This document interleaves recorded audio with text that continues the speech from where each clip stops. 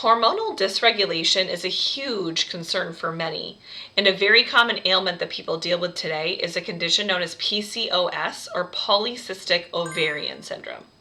Now, PCOS is a condition that is commonly difficult to diagnose, and this is because, according to Dr. Darsh, who's a family and sports medicine specialist, there is no universal definition for the condition. And patients can either experience all the symptoms of the disease, while others might experience only a few of them, making it very difficult to diagnose.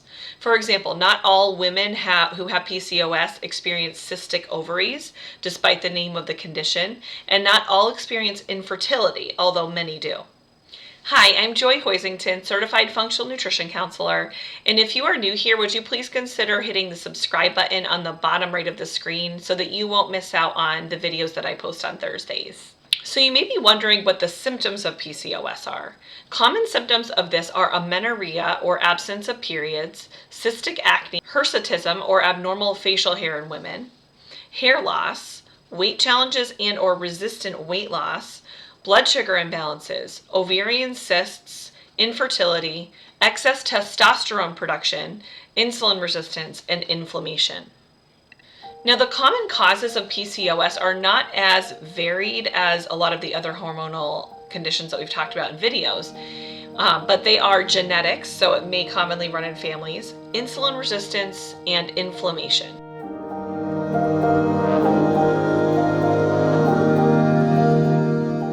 So you may be wondering what testing is recommended if you suspect that you might have PCOS. And I should mention that there's not one specific test to diagnose PCOS, but going to an endocrinologist who specializes in PCOS is first and foremost.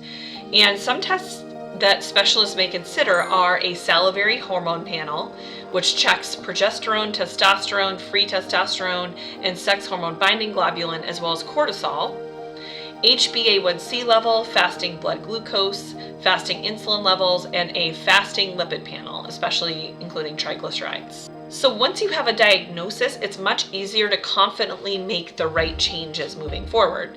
But I'm going to talk to you about 4 key aspects of managing PCOS naturally. Number 1 is to keep your blood sugar stable. Since blood sugar issues are at the heart of, in terms of a root cause of PCOS, it's going to most likely be one of the most helpful things you can do for PCOS. You will want to make sure that you never eat carbohydrate alone, but you always pair it with fiber, protein, and fat. What fiber does is it slows down how quickly carbohydrate gets broken down and absorbed into your bloodstream. Fat is a different form of energy, sort of in a way opposite to carbohydrate when it comes to energy reserves in the body, that allows your body to have fuel without the need for carbohydrate. Since we're always burning a percentage of fat and carbohydrate, when we consume adequate levels of healthy fats, our bodies learn how to adapt using fat more often than sugar. Using fat for fuel is a process called lipolysis. And this is a key way to teach your body to manage your blood sugar more evenly and keep it from having these dips and spikes all the time, is to eat adequate amounts of healthy fat. Protein can be used to make carbohydrate through a process called gluconeogenesis, but this will be in much slower amounts than taking in carbohydrate in its original form. This is another way of providing the body with energy without causing major blood sugar spikes and dips. Number 2 is to avoid caffeine, sugar, and alcohol. And I know that a lot of these kind of videos on hormones might have some similar recommendations in them, but these are 3 no-nos when it comes to PCOS. We don't need to discuss sugar because that's something that I just talked about, and when you are trying to manage your blood sugar, sort of the other way around, when our body thinks it's in a threatened state, we go into fight or flight. So naturally, the blood rushes to skeletal muscle and the brain to boost our odds of survival, so that way we can think really well, we can move fast, and we can be able to move quickly in the event of an emergency or disaster. But when this continues to happen ongoing over time, it can greatly worsen hormone imbalance issues. So when your cortisol is continuously high, like if you were drinking caffeine every day, and again, it's going to be different for each person in terms of how much is too much. But what happens is when your cortisol is continuously high, it causes progesterone levels to fall, and it also can lower thyroid hormone production, which can cause estrogen dominance-like symptoms. Watch my video here on estrogen dominance if you are curious about that. And now another reason that high cortisol is no bueno for PCOS is because it causes a surge of glucose and fat to be released into the bloodstream by the liver. That's what happens. That's another function of the hormone of cortisol. It tells, your liver to release this energy so that you can act quickly and fast. And when this happens, when you have continuous glucose being released by the liver into the bloodstream from the high cortisol, it will raise your insulin levels because your pancreas will secrete insulin in response to that glucose that gets released, so that you can use the glucose. But high insulin raises testosterone levels, which is a common issue with PCOS, so that would just further exacerbate the problem. Lastly, alcohol needs to be excreted out since it is a toxic compound to the body, as many of us know. So this process tends to make it difficult to excrete out excess testosterone or estrogen when you have all this alcohol that your liver is trying to filter out. And this is a much needed function when dealing with PCOS. Furthermore, for any of you who are on drugs like metformin for diabetes, when you're drinking alcohol and on metformin, what happens is it can cause a very big drop in blood glucose throughout the night because metformin prevents your liver from making excess glucose, which is a natural function of the liver through nighttime because we're sleeping, we're in a fasting state, and our body knows that we need energy while we're sleeping. So the liver tends to make that to make sure that our blood sugar stays stable throughout the night. But when you're on metformin, that process kind of gets shut down so that your blood sugar doesn't get too high since you have the insulin resistance or the diabetes that is trying to be treated. But when you drink alcohol on top of that, then that even furthermore lowers your liver to be able to work well. So that can cause a big crash in blood sugar, and which also will initiate a cortisol response to be able to raise those blood sugar levels back up.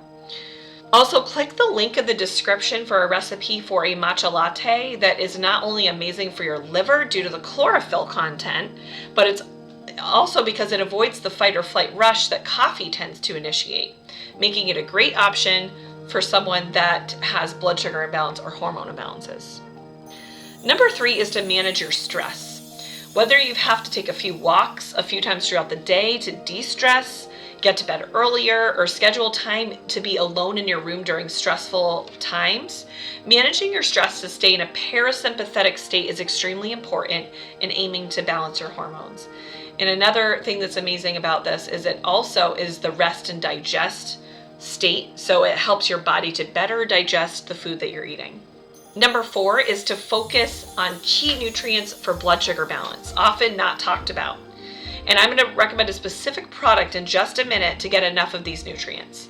But the 2 nutrients that I'm going to talk about right now is chromium and inulin. Chromium is a cofactor for insulin, the hormone we just talked about that helps regulate your glucose levels, and it's necessary for insulin to properly do its job in your body. Unfortunately, the average American does not get enough chromium in their diet. The RDA for chromium is 25 micrograms for women 19 to 50 years old, but the foods highest in chromium only have about 3 micrograms or less, such as 3 ounces of ham, which has 3.6 micrograms, or 3 ounces of beef, which just has 2 micrograms, or 1 wedge of lettuce, which has 1.8 micrograms. So you can see how, even if you're eating all these foods throughout the day, you may just be getting half of what you need in the chromium content. Low chromium intake has actually been associated with the development of type 2 diabetes, and chromium supplementation of 200 micrograms per day was associated with a decreased testosterone level, which is a good thing for many people with PCOS, a lower BMI, and reduced fasting insulin levels.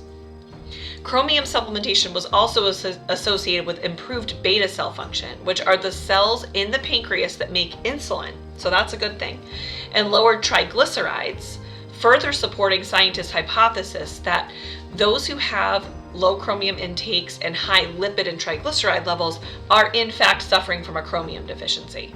Now, inulin is a prebiotic that has been effective in preventing the progression of type 2 diabetes in studies and can support healthy blood sugar levels.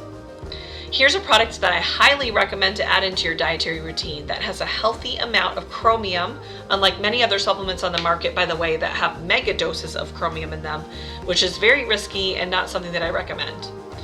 It contains just 50 micrograms of chromium, 900 milligrams of inulin derived from chicory root, and pure stevia leaf extract. Better yet, it can be used as a sugar replacement due to the stevia and the sweet taste. I actually have been drinking it right in my matcha lattes every day, and it's completely natural.